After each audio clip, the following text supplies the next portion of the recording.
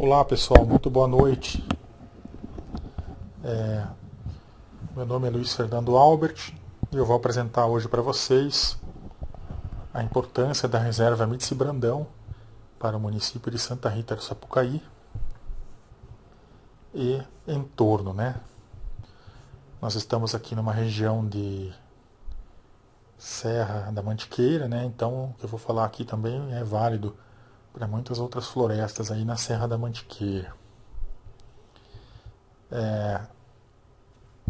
Gostaria de agradecer, né, a figura do professor Vander Chaves, que hoje é o prefeito da cidade, pelo apoio à palestra que eu dei no Inatel no dia 2 de agosto de 2018.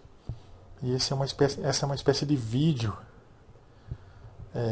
da palestra, né, uma forma mais editada, controlada, né, da mesma palestra que foi no dia 2 de agosto de 2018 lá no Inatel. Então já fica aqui o agradecimento ao Vander, ao Inatel, por ter proporcionado também a doação, né, de papel e tinta para imprimir algumas unidades aí, 30 unidades, 35, dos guias que eu vou apresentar aqui também na palestra, guias das plantas da região que foram doados nesse dia da palestra. Também gostaria de agradecer a prefeitura, na figura do Giancarlo Carli, do Flávio, que também ajudou, que é técnico da prefeitura na área do meio ambiente, Flávio Barreiros. Também agradecer ao pessoal do Hacktown, que essa palestra também vai ser apresentada no Hacktown. Então já fica aí um agradecimento a essas pessoas que apoiaram ou entidades que apoiaram o trabalho. Muito na parte de acesso às áreas e depois na parte de divulgação. Então, essa apresentação ela contém aí cerca de 330 fotos, né, da espécies que ocorrem aqui na região. E também deve haver aí algumas espécies a mais, com certeza, que foram fotografadas pelo autor que vos fala, né, cujo e-mail está na entrada aqui da palestra, mas que não tinha uma qualidade muito boa para eu colocar aqui. Então tem essas fotos extras e também tem um imenso universo de coisas que a gente nem sabe que existe nessa reserva, que não foi ainda catalogado, descrito também, e muito menos fotografado. Então o primeiro recado que eu dou aqui é o seguinte: a gente tem que ir na reserva, estudar a reserva, entender, depois ver o que pode ser utilizado dessa reserva para ajudar o ser humano em diversos aspectos, mas nunca chegar e destruir a reserva antes da gente conhecer isso, tá? E que é o que vem acontecendo, infelizmente. Então a gente vai ter um roteiro aqui nessa apresentação, que é, primeiro eu vou falar da importância dessa reserva, aonde fica também, né? Os projetos que foram feitos nessa reserva, o que tem, que eu fotografei pelo menos, projetos futuros, projetos atuais, projetos antigos. Depois eu vou passar brevemente em outras áreas que são importantes aqui para Santa Rita em termos de conservação de recursos hídricos, combate à erosão e também oferta de polinizadores até para os cafezais, que é uma coisa importante, né, aqui na economia da região. Então a reserva ela foi criada em 1980, como vocês podem ver aí pelas leis, né, e regulamentada em 2013. 2006. E a fonte dessas informações é o plano de manejo da reserva, que eu vou falar depois. Também ali na região próxima ao Bloco do Urso, aqui em Santa Rita do Sapucaí, que a maioria dos mineiros aí conhecem por causa do carnaval, tem uma outra unidade de conservação chamada Parque Ecológico Municipal Ciro de Luna Dias. Então já fiquem sabendo que são duas unidades de conservação e eu vou falar da primeira principalmente. Aqui temos uma visão do que a gente enxerga lá em cima desse morro, né? Que grande parte da reserva é morro, que é o chamado Morro das Antenas ou Serra do Paredão, e que também tem frequentam muitas pessoas que pulam de parapente lá. Então lá em cima, na rampa do parapente de Santa Rita de Sapucaí, Minas Gerais, Brasil, olhando em uma direção, que é a direção do sol poente, né, o oeste, você vai ver São Sebastião da Bela Vista, que a gente pode ver aqui um pouco, né, da paisagem naquela região, alguns bairros de São Sebastião da Bela Vista. E aqui uma foto tirada no verão com a chuva chegando. Depois, olhando para leste, vocês vão ter Santa Rita do Sapucaí, a cidade, né? Então aqui tem um panorama geral do que acontece. Ó. Acompanhe sempre a seta branca aqui. Ó. O Brasil, Minas Gerais, bem no sul de Minas, quase na fronteira com São Paulo e Rio. O município de Santa Rita, que está aqui, ó, e um quadro mostrando a reserva. E aqui para cima, São Sebastião da Bela Vista. Dando mais um zoom aqui nessa reserva, a gente pode ver a estrada que chega até o Bloco do Urso, depois segue rumo a São Sebastião, passando por algumas árvores aqui da reserva. Depois aqui vai ter uma fazenda de café, e a gente vai sempre subindo aqui até chegar na entrada da reserva, depois desce. Já está quase em São Sebastião da Bela Vista, ou município. Coordenadas, para quem quer entender, né? Estamos a 22, 11, 44 sul, 45, 44, 32 oeste. E a área de reserva são 300 hectares, é uma área grande. Para o padrão aí do mundo, né? E no Brasil também é considerada uma área razoável de proteção. Depois eu vou falar mais sobre o que são essas linhas brancas, né? São coisas da amostragem aí que a gente fez em um projeto que já foi extinto, na verdade. Bom, meio de transporte para coleta de dados. É esse meio aí, tá? Recomendo, principalmente quando tem crise de abastecimento. A área da reserva, como a gente viu anteriormente, tinha essa estradinha, né? Tinha essa parte aqui em zoom, agora a gente tem toda a reserva aqui nessa figura. E aqui tem a rampa ó, de parapente, que já é em São Sebastião da Bela Vista. E essa estrada para cá, para baixo, é o Bloco do Urso. Então, quem pula carnaval aí já vai se localizar bem onde é que nós estamos. Aqui vocês podem ver muito cafezal, né? Uma área de entorno que, de uma certa forma, é uma matriz interessante, né? Para preservar certos animais.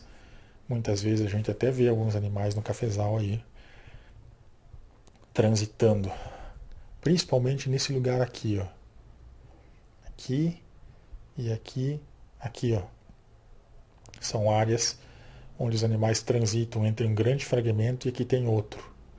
Aqui até, se não me falha a memória, a pegada de onça parda já foi fotografada e confirmada pelo professor Maurício Jales Costa, que depois eu vou falar sobre o trabalho dele na reserva também.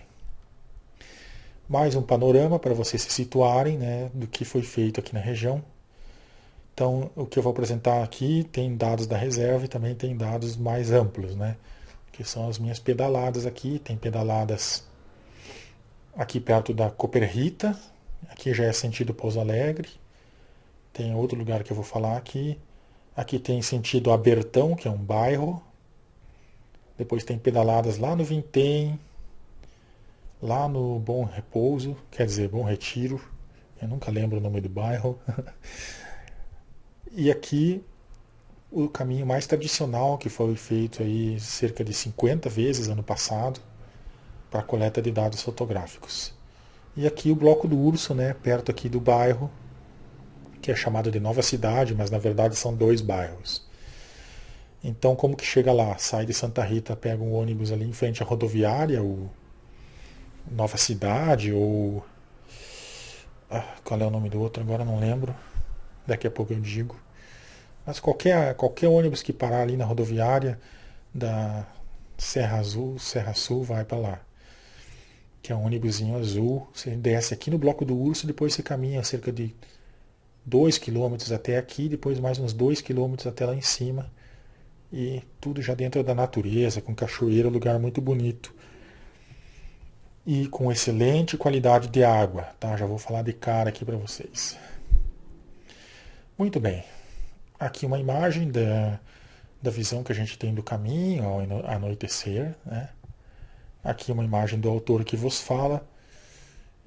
Já na sua pedalada aí, às vezes a gente encontra coisas muito interessantes. Como vocês podem ver aí, gente pedindo paz no barranco da estrada. Bom, de cara, qual é a principal importância dessa reserva? Se a gente tivesse que colocar numa escala, e a primeira importância é uma fonte de água. Todos nós sabemos que Santa Rita do Sapucaí é banhada pelo rio Sapucaí, e esse rio está sendo muito assoreado, né, pelo desmatamento, a chuva que leva a terra até o rio, e esse rio, durante as estações secas que estão se tornando cada vez mais longas, provavelmente por uma mudança no clima, a gente enxerga uma diminuição. E o pessoal lá da Universidade Federal de Itajubá tem até dados já mostrando que chove cada vez menos na região e o rio tem níveis cada vez mais baixos. Então, como administradores da cidade, as pessoas devem pensar sempre num plano B, né? Caso começar a faltar água no rio ou a água do rio estiver muito difícil de tratar, nós temos uma grande reserva de água de excelente qualidade, e eu atesto a qualidade dessa água devido ao meu organismo, que eu só tomo água fervida num chimarrão, e se não é assim, raramente eu tomei água e não deu nada, sabe? Sempre que eu tomo água de rio, de lugares assim, eu passo muito mal. E uma exceção é a reserva Mitzi Brandão aqui em Santa Rita, que eu tomei essa água do rio, dos córregos que tem ali, nunca passei mal, tá? Não sei se isso serve como teste de água, mas já é um primeiro teste, né? A água é boa, tá?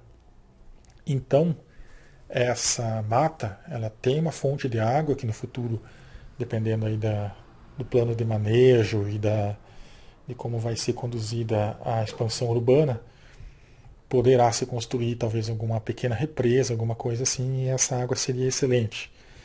E tem muito córrego ali, água límpida, e está elevado, que é muito importante, né? Teria até uma forma de distribuir essa água em toda a cidade sem ocorrer problema de ter que gastar energia elétrica para bombear a água, essas coisas que a gente conhece.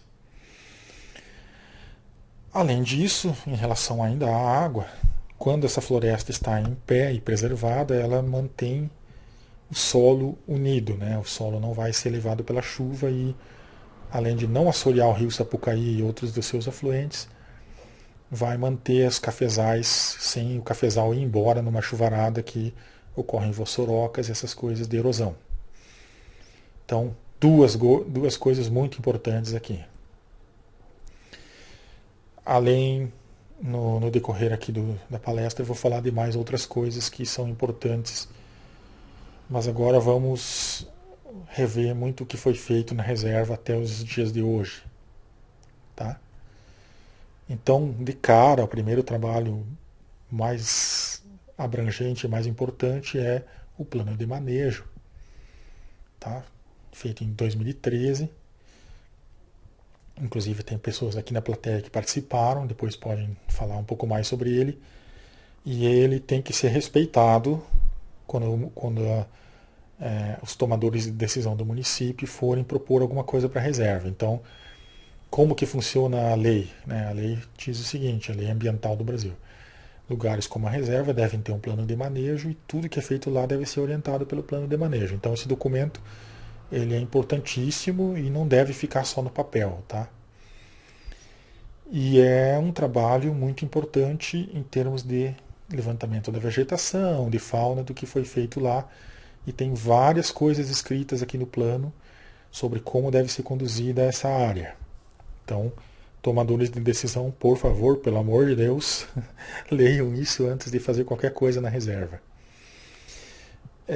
Antes desse trabalho, foi feito o trabalho do casal Mitz e Brandão, que trabalhou com vegetação na região, que foram os pioneiros aí, por isso a reserva se chama Reserva Mitz e Brandão.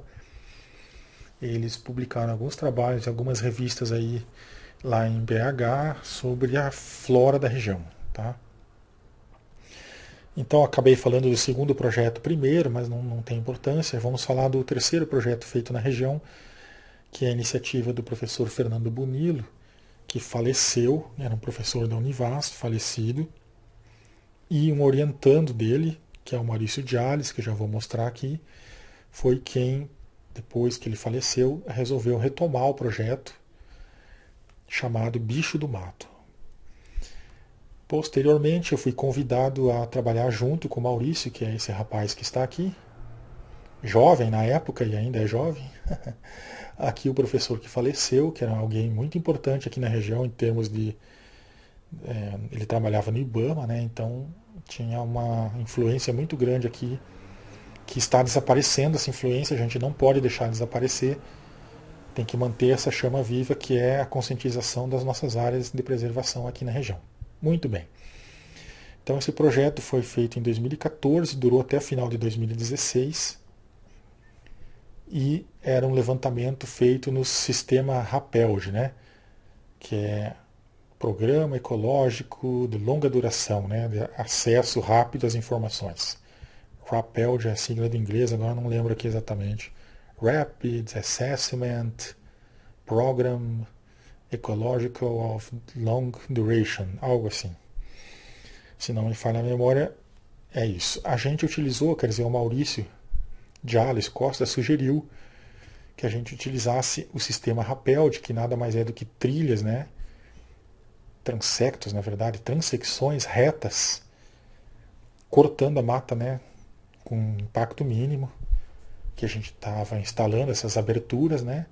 Cortava alguma que outra coisa que estava no caminho, pequena, fazia linhas retas, e a partir dessas linhas acessava outros tipos de parcela, ou instalava a cada 200 metros uma armadilha fotográfica para a amostragem da fauna.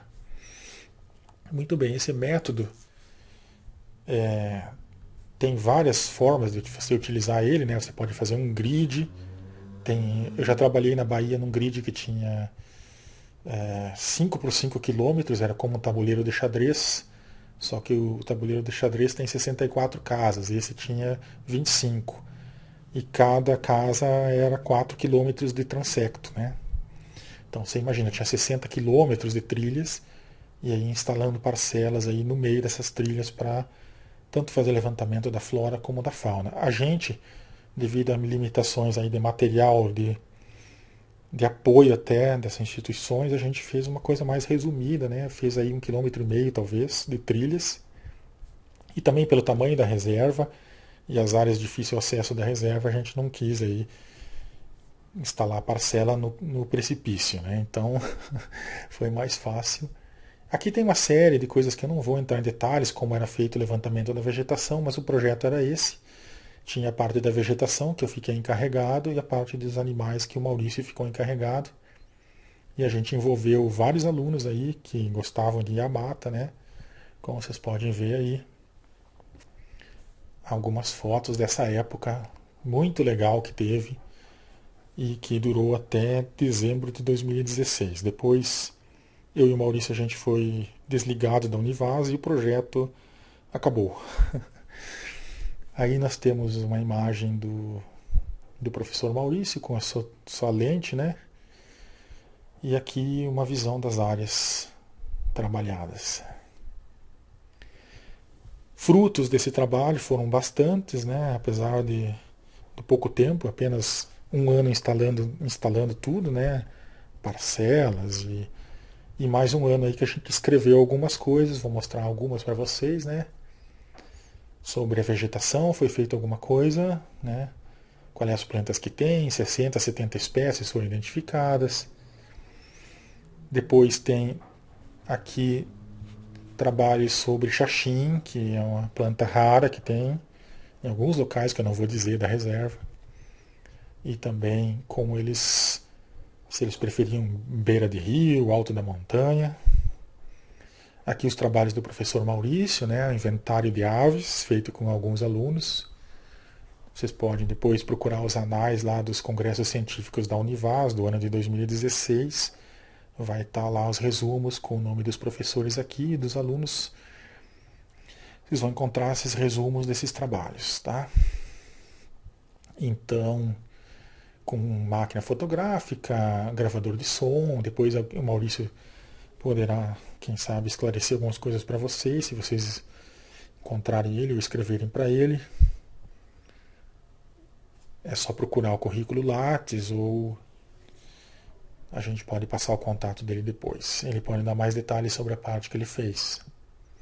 Caso alguém tiver interesse na fauna, né? No caso.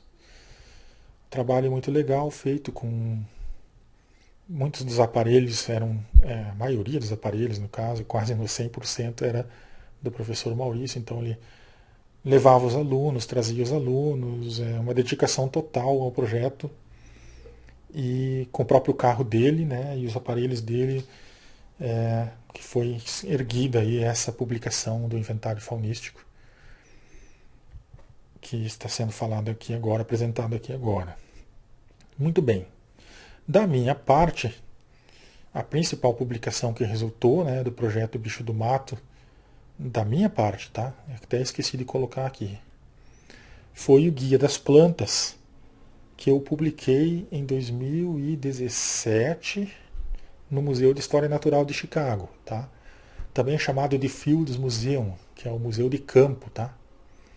Aqui está a página do Fields Museum, só para mostrar para vocês. Se vocês quiserem achar o guia, vocês vão lá. Depois vai ter um lugar chamado Field Guides, né? Que é os guias de campo. Vai abrir esse lugar aqui, você vai ter que buscar o guia das plantas pelo número, que é o 861, ou ir clicando aqui e selecionando o que você quer, plantas do Brasil e tal. Ele vai dar uma lista de guias e você busca o 861. Aqui está o guia 861, né? Você pode também seguir esse link aqui, ó. Até vou deixar um pouquinho aqui que você pode copiar, né? Copiar bem certinho, colar no seu navegador, ele vai achar o guia direto aqui, guia 861. Que é o guia que foi doado aí no dia da palestra lá no Inatel, na Aureliano Chaves. Foram 35 guias aí impressos que o Inatel, na figura do Wander Chaves, gentilmente cedeu, gratuitamente. O que é o guia? São cerca de 60 espécies aí, que tem as fotos, se é venenosa, alguma coisa mais informativa, e que é um guia que é feito para você encadernar ele, emplastificar e levar na mata para identificar as plantas, certo? Aí em panorama geral, ó, das fotos do guia, são fotos minhas, com exceção de 2 fotos ou 3 aí, que eu dei os créditos aos alunos que fotografaram. E tá aí. Se alguém quiser conhecer a nossa a flora, tem muita coisa rara nesse guia, como balanoforácea. Tem orquídeas aqui que são micro-orquídeas, né? Tem muita coisa ameaçada de extinção, muita coisa interessante. Algumas medicinais, outras venenosas, que é bom vocês conhecerem, né? Se quiserem, é o caso. A última página do guia, né? E aqui a gente já entra, então, concluindo essa parte, falando assim do que foi feito na reserva, com a importância desse guia, né? Esse guia ele mostra muitas espécies aí que têm importância econômica. Então, quando você corta a mata, você não perde só madeira, os animais, você perde também serviços. Por exemplo, a mata ela faz um grande serviço aqui. Fornece água, retém a água, controla a erosão e é uma reserva de polinizadores para o cafezal. Então, se você acha que a mata não tem nada a ver com o seu cafezal, você está enganado. Tá? Os insetos que vão lá no seu cafezal polinizar o cafezal, eles vêm da mata. Então eu imagino que o corte dessas florestas possa até ocasionar, além de ocasionar erosão no cafezal, vai ocasionar falta de água no cafezal e vai diminuir a produção do cafezal. Precisaria ser testado isso, mas é uma hipótese razoável, certo? Pequeno intervalo aí, tome seu cafezinho, a gente já volta. Seguimos então aqui. Bom, algumas plantas que eu gostaria de destacar aqui, né, de importância ecológica ou em perigo de extinção, é o xaxim, tá? Cujas fotos vocês podem ver aqui. Não vou nem falar mais sobre isso, onde tem, nem nada, para não criar aí problemas, né, para a reserva. Agora a gente vai falar de outras coisas, tá? Plantas, então, essa parte era sobre plantas, já foi. Agora a gente entra em outros grupos importantes para a reserva, nessa parte que é o que tem na reserva e projetos futuros, né? Coisas que eu coletei dados e vai sair daqui a pouco. As publicações, vou só dar uma pincelada também no que está sendo feito agora, né? Vamos lá então. O que tem na reserva? Primeiro, gostaria de salientar os fungos. Tá? Fungos é um grupo gigantesco com 1.500.000 espécies conhecidas, mas se estima que deve ter até o dobro disso de coisa que não se conhece. E as pessoas não relacionam muito fungos à sua utilidade econômica, mas se você for parar para pensar e expor isso, a gente vai ver várias aplicações que são escondidas aí dos fungos, né? Se você comeu sua pizza de gorgonzola hoje, ou vai comer depois daqui da palestra, lá tem o fungo na gorgonzola. Então, queijos, medicina, né? Quem nunca tomou uma penicilina é um fungo, tá? O fungo acelera a reciclagem de nutrientes na mata, ou seja, quando tem fungo, as folhas que caem da árvore voltam à terra os nutrientes mais rápido do que voltariam sem os fungos. E isso tá, tudo que eu estou falando aqui também serve para um cafezal, por exemplo. Os fungos são fonte de fármacos, né? Tipo, como eu já falei, muitos remédios vêm dos fungos. Então imagine a importância. E se você corta a mata, também já se foram os fungos. Aí tem alguns, né, que foram fotografados nesses anos de trabalho. Vejam aí, né, a variação, né, de formas, de cores. Existem 3, 4, até mais grandes grupos de fungos. A maioria dos que vocês enxergam com esse aspecto são os basidiomicetos, tá? Pois os esporos estão dentro de estruturas chamadas basídios, que estão alojadas nessas lamelas aqui, tá? Não vou também dar uma aula aqui sobre fungos, mas mais frisar a importância deles e também a beleza deles, né? Então, a outra utilidade da reserva é, desde que feito com bastante cuidado, né, abrir a reserva para fotógrafos, para turistas apreciarem a beleza da natureza, né? Muita gente reclama que Santa Rita não tem o que fazer, mas a gente poderia, e a ideia dessa palestra também é educar as pessoas para que aprendam, relaxem, né, olhando a natureza. Até para algumas pessoas é uma forma de terapia, até para eu mesmo. Me sinto muito renovado quando eu vejo a natureza e volto depois para a cidade. Algumas coisas bonitas aqui para nós destacarmos são os coraloides, né? São esses fungos aqui que parecem recife de coral. Depois nós temos uns basidiomicetos aqui que são sifões, né? Também chamados de estrelas da Terra ou geastron. E eles são muito interessantes. A gota d'água cai aqui e saltam os esporos, né? E ele é chamado de disperso por hidrocoria, ou seja, os esporos, no caso, não as sementes, porque aqui não tem sementes, são esporos, são dispersos pela água. Marasmius, que é muito pequeno, muito bonitinho, rosinha, parece bem um guarda-chuva. Que mais? Aqui coprinos ou coprinelos, alguma coisa assim. Muito difícil chegar nas espécies. Alguns, como esse auriculare aqui, são comestíveis, mas eu não recomendo, pois é necessário um tempo grande de fervura, você vai gastar muito mais água e gás do que se comprasse no mercado. Outros cogumelos, né? Também não quero nem dar a dica aqui de consumo, porque vaca R aqui no fervura, ele é muito amargo e pode fazer mal. Mas então, aqui no Brasil não é um hábito, mas na Europa é. E muitas pessoas morreram para descobrir qual é que eram os bonzinhos de comer. Tá? Mas quem sabe, Brasil, com o tempo a gente tenha conhecimento científico necessário para orientar as pessoas para ir para a mata e buscar os cogumelos corretos. E pode sim ser uma fonte de alimento em muitas culturas, como na Europa. E poderia ser aqui no Brasil. Aqui mais um Geastron, mais uma estrela da Terra. E aqui um Ciaté, que também é muito interessante, ele parece aqueles embalagem de docinho, né? E aqui dentro tem estruturas onde estão os esporos. Então também a gota d'água cai aqui e dispersa os esporos. Os esporos germinam, trocam material genético, originam as hifas, que é a grande parte do fungo que a gente não enxerga. Elas vão indo dentro das madeiras, das folhas, comendo tudo, e no momento que reúne nutrientes necessários, o fungo reproduz nessa forma de corpo reprodutivo, né?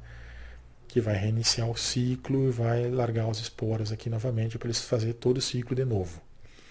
Em resumo, essa é a vida, né? Maravilhosa que tem o cogumelo. Joia. Muito bonitos, né? Em formas e cores. Alguns muito na margem do riacho. Outros em lugares até antrópicos aqui. Outro coraloide muito bonito. Esses aqui são decompositores de madeira. Panos é o nome do gênero, com 2 N's. Panos badius. E panos crinatos, porque tem uns pelos aqui, parece crina. Comem madeira, né? O que mais?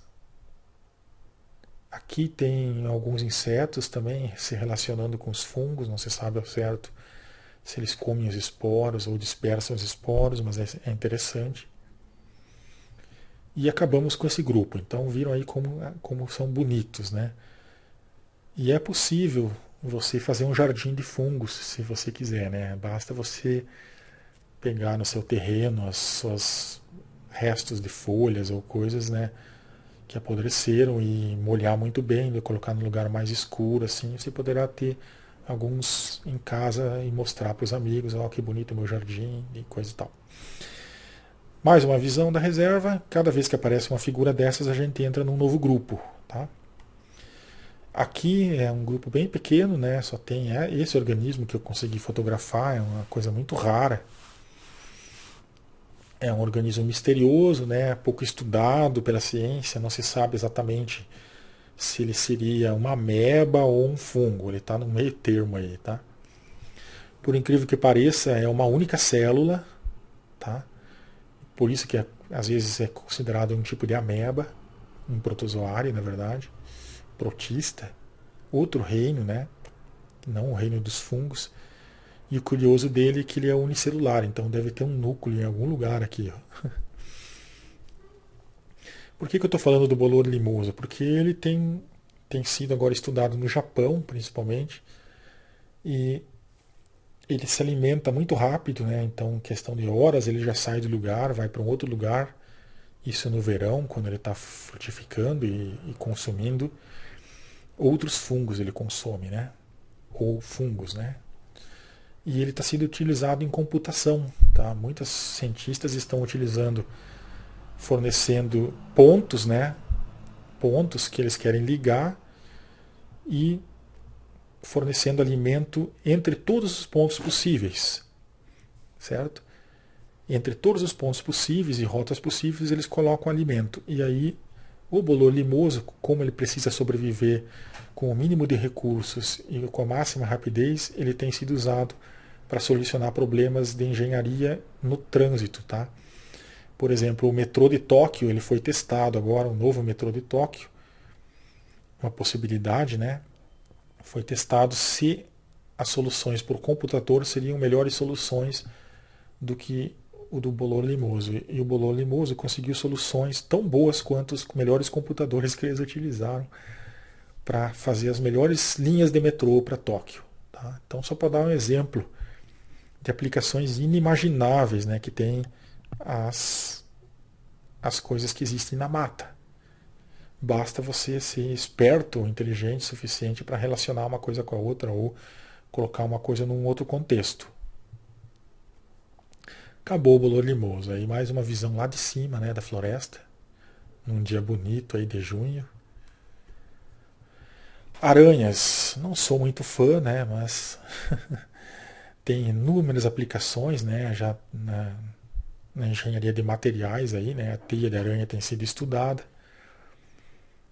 E alguns exemplares aí, como a aranha da teia dourada, que foi fotografada lá na reserva. Podem ver que a teia é douradinha mesmo. Ela não é um problema, né? Não causa acidentes.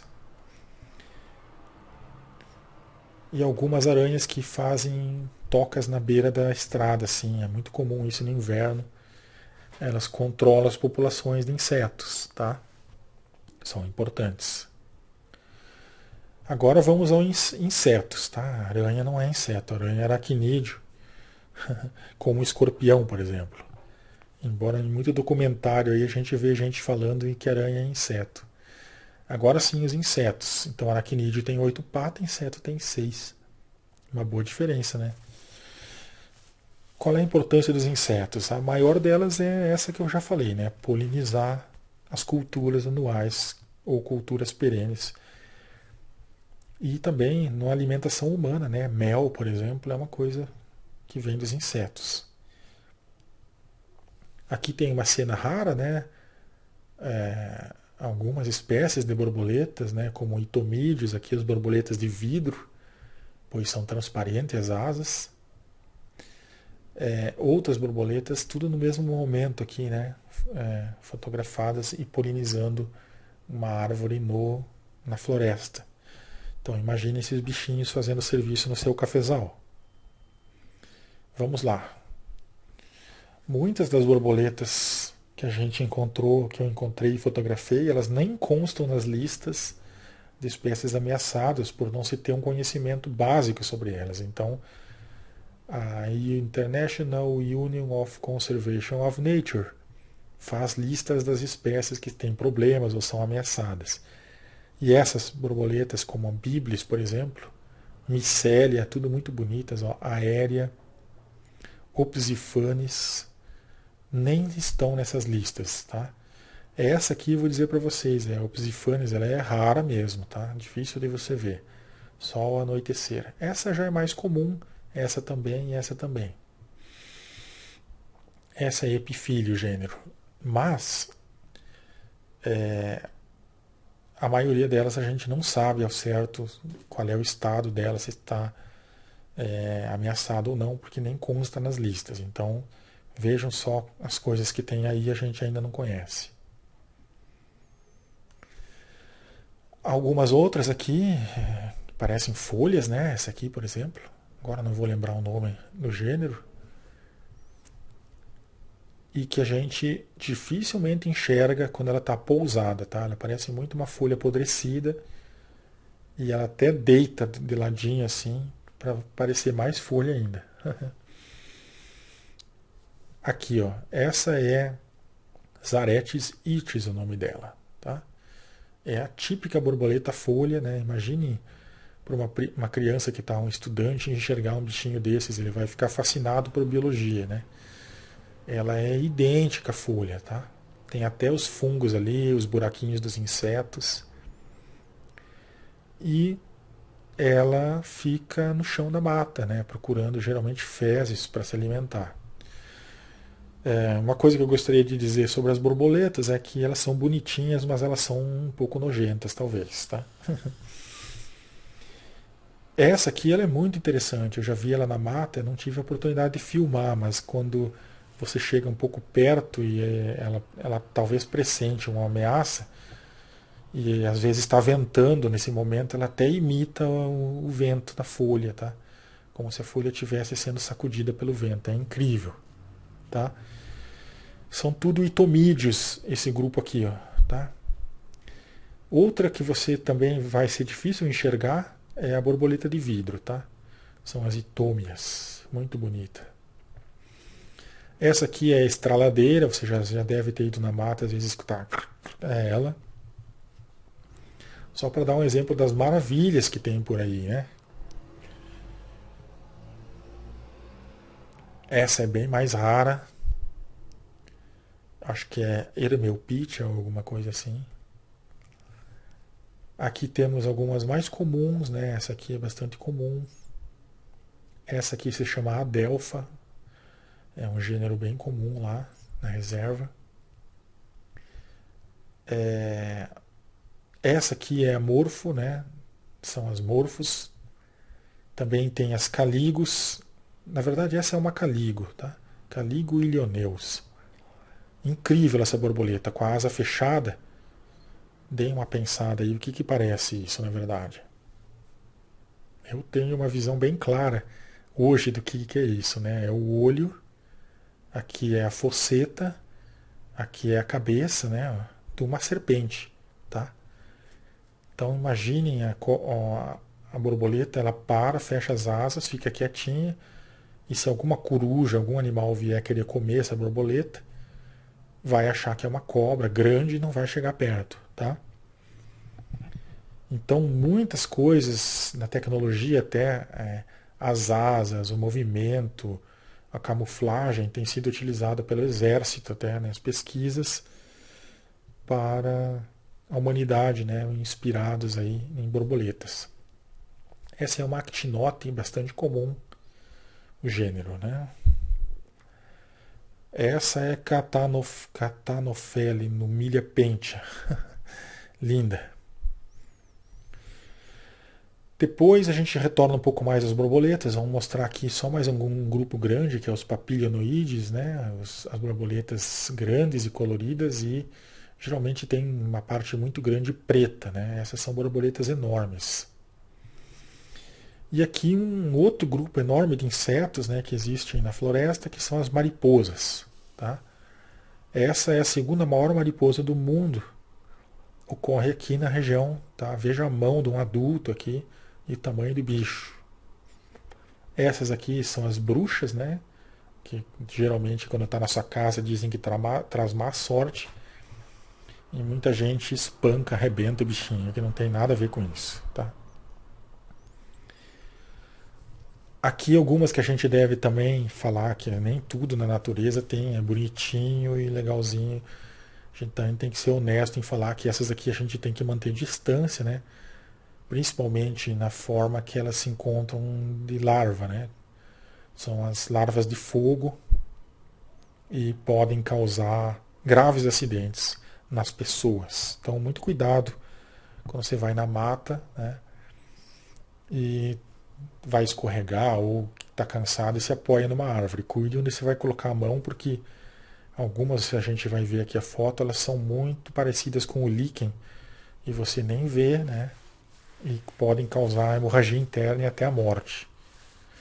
Já outras, né, na forma adulta, parece uma caca aí de uma fezes, né? Fezes de aves, tá? É engraçado que muitas a gente vai passar e não vai nem ver. Mais mariposas, tá? Então aqui, ó, estão essas lagartas que a gente tem que ter cuidado. Essa aqui, ó, principalmente, tá? Agora eu não lembro, eu acho que é Saturnidae, a família de mariposa, né? Que estão essas lagartas perigosas, tá? Então viu um negócio espinhento aí, a lagarta venenosa, mantém a distância, né? Essas Saturnides, né? Elas são grandes também, são bonitas, mas são perigosas, né? Essa aqui eu não sei, não, acho que é Uranídea, alguma coisa assim. Ao contrário do que as pessoas pensam, tem muito mais mariposa do que borboleta, elas são noturnas, então a gente acha que tem menos, porque vê menos, né? Mas para vocês terem uma ideia, tem 6 famílias grandes de borboleta e tem 60 famílias de mariposa, né? 10 vezes mais mariposa aí. Um pouquinho mais de borboletas, né? Pra gente ver aí. Mais borboletas. Aqui a famosa 08. Tem 88 também. Aqui 2 estraladeiras. algumas que parecem moscas, mas são borboletas na verdade. Aqui as morfos, né, que são indicadores de presença de água, né? Então você vai encontrar muito na beira de riacho, essas lindas borboletas. Aqui uma colocando ovos, ó. Aqui uma doxocopa, que é uma borboleta que tem a língua verde, linda. Muitas vão nos tecidos da roupa da gente em busca de sal. Essa aqui ela come frutas, goiaba, por exemplo, é uma morfo eritro, alguma coisa, morfo, não lembro.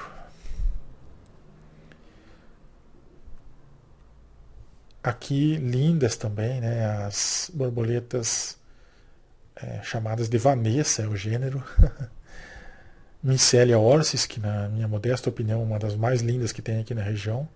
Não é tão rara, um dia vocês vão acabar vendo. As adelfas, tem até o mapa da América do Sul aqui, ó. E as pítias, né? Tem Eremeupitia, Pareupitia e um monte de pítia. São muito bonitas, são crepusculares quando o sol se põe e vivem na altitude, 1.000, 1.500 metros para cima, geralmente 1.500, e gostam de bambu. E também tem os olhinhos aqui, ó, parecendo olhinhos, é uma cabecinha de cobra. Essas são mais raras, tá? Essa aqui é muito rara. Essa aqui é bem comum. Mais um pouco aqui. Essa aqui é muito rara.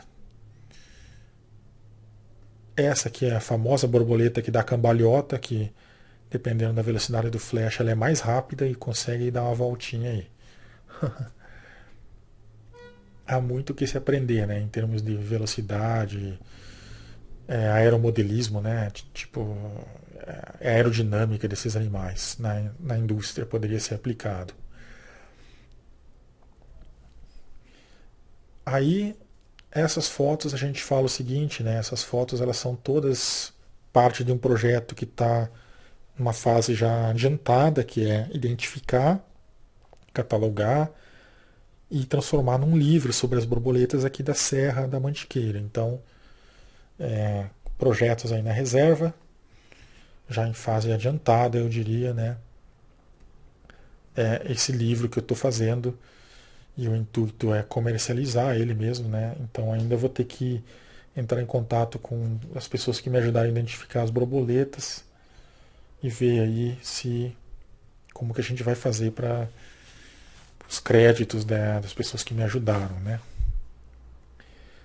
Aqui está a ideia do livro, tá? Então a ideia do livro é muito para orientar as pessoas para conhecer o básico dessas borboletas e vai estar em inglês a primeira edição, que a minha ideia é angariar fundos para depois fazer uma edição em português, tá?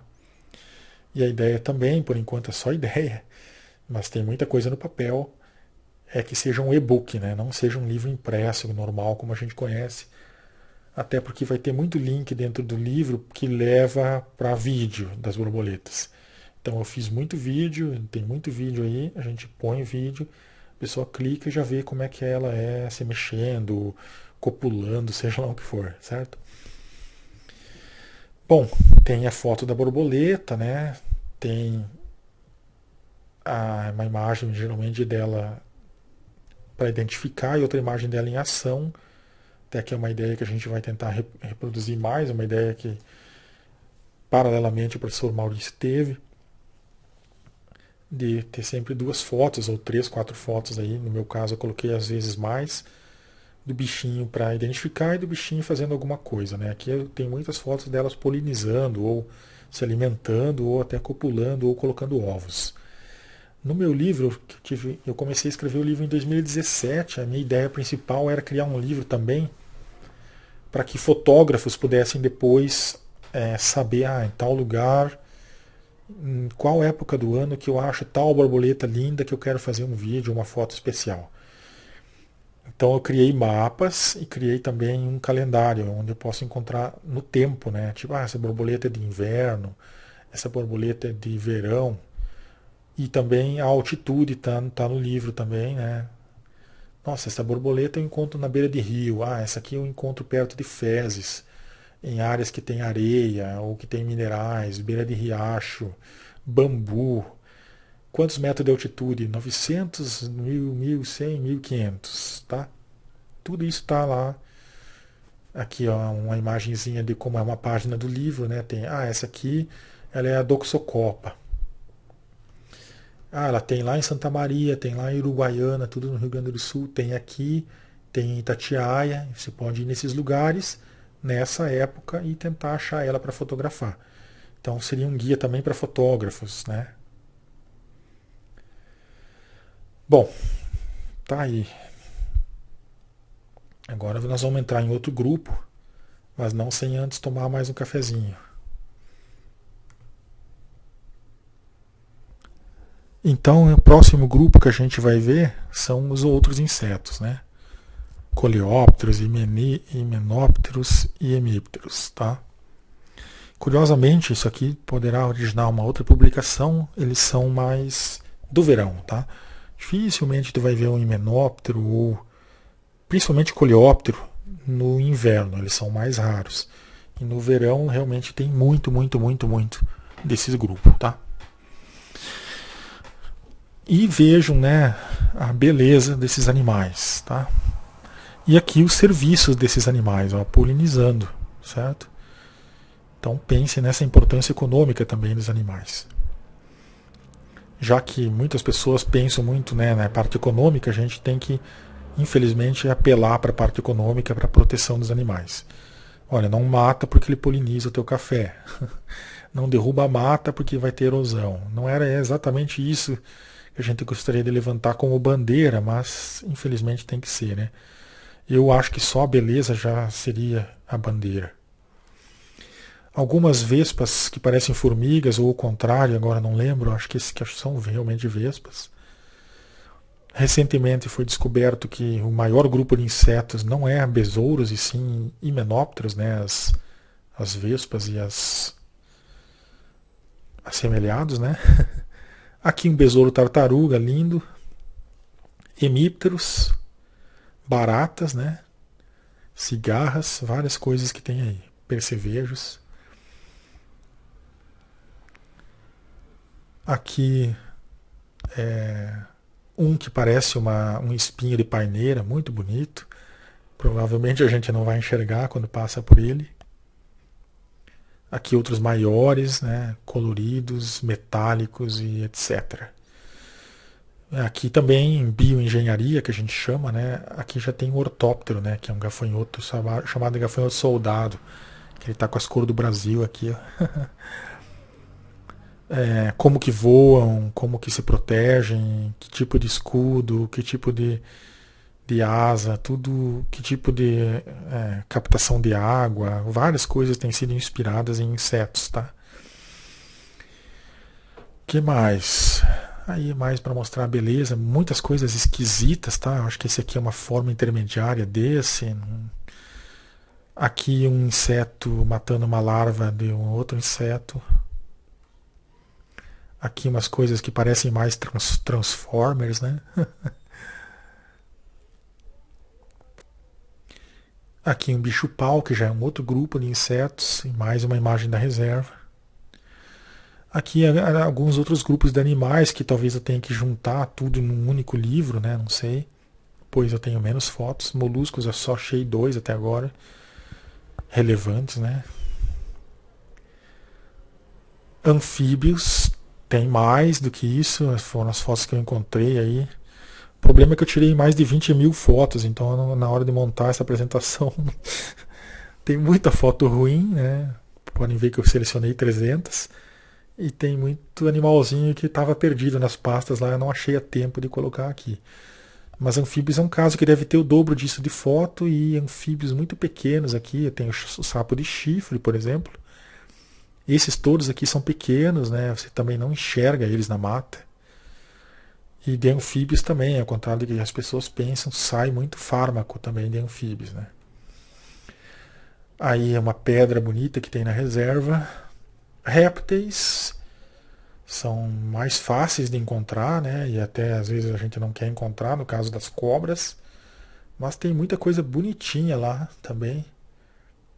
como esse lagarto, né? Aqui a fêmea e aqui o macho. E aí o close da carinha da fêmea. Mais um réptil, né? Aves. Aves tem um grande interesse aí também, né? Para polinização. As aves polinizam flores, como a gente pode ver, não é só os insetos. E as aves também comem insetos. Então, é aquela coisa, a gente não vai deixar a floresta porque vem um monte de inseto e come a folha do café. Não é assim, tá? Se a natureza tiver em equilíbrio, vai ficar tranquilo tudo, né? Um cuida do outro.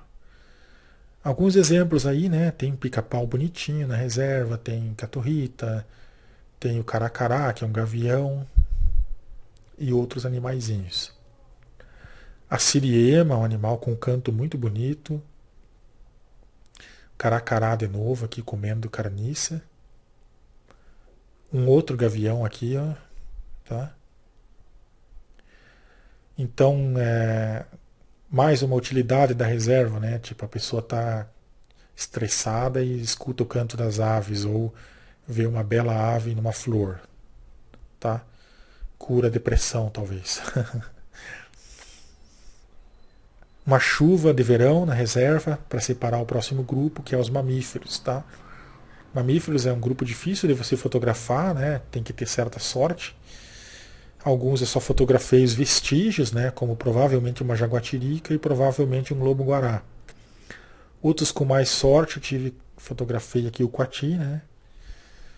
E também fotografei aqui uma cuiquinha, né? Bem bonita, bem rara, um macho, que o Maurício Jales identificou. E já vou falar um pouco mais sobre ela. Só dar um aviso aí se o vídeo acabar, é porque o programa tem, acho que é 1 hora, ele corta a gravação. Mas aí a gente continua na parte B, se for o caso. Esse macho, ele tem uma atividade reprodutiva tão intensa que ele fica exausto, segundo o professor Maurício aí me falou. E é engraçado que no dia que eu fotografei, realmente ele parecia morrendo.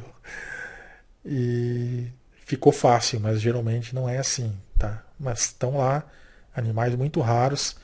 E aqui eu faço um apelo às pessoas que andam lá no caminho até as torres, para que quando vá de carro lá ou de moto, vai devagar, né? Cuida para não atropelar, porque infelizmente eu já vi bichinho desses atropelado, e é um bicho raro, bonito e muito triste ver uma fauna ameaçada de extinção ser atropelada.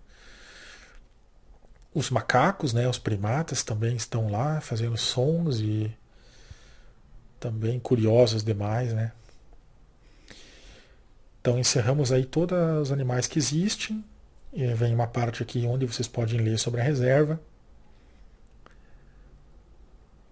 E vou falar um pouco agora para encerrar de outras áreas que eu acho importantes aqui em Santa Rita para preservação da floresta e dos recursos naturais de Santa Rita. Essa área aqui, saindo de Santa Rita aqui, ó, acompanha aqui, indo até em direção a Cooperrita, né, sentido Pouso Alegre, vai ter uns containers aqui à esquerda da estrada, da BR, né? E aqui vai ter uma matinha muito bonita aqui, ó, aqui está a visão dos containers da matinha, que é de propriedade do senhor Rodrigo Junqueira Moreira. É uma floresta aí com seus 25, 30 hectares, muito interessante, que pertenceu assim à Moreira, né, e que é uma das pessoas importantes aqui da cidade, é a família Moreira. E há uns 100 anos eles não mexem aqui, tem muita coisa interessante e é uma floresta que está ameaçada devido à linha de transmissão da Belo Monte que vai passar em cima, tá? Vai passar bem aqui, ó.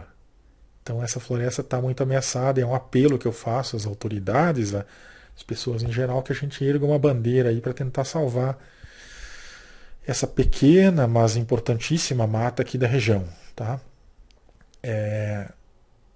O que acontece é que talvez, né, puxa a linha mais para cá ou mais para lá e salva essa mata. Não tem necessidade de derrubar uma das poucas matas que ainda existem em Santa Rita para fazer isso. Eu trabalhei nessa mata há 6 anos, tá? Fiz um trabalho que era simular o que acontece em anos mais chuvosos ou mais secos, colocando água em algumas plantas lá na parte mais alta e colocando toldos de plástico, simulando uma estação mais seca.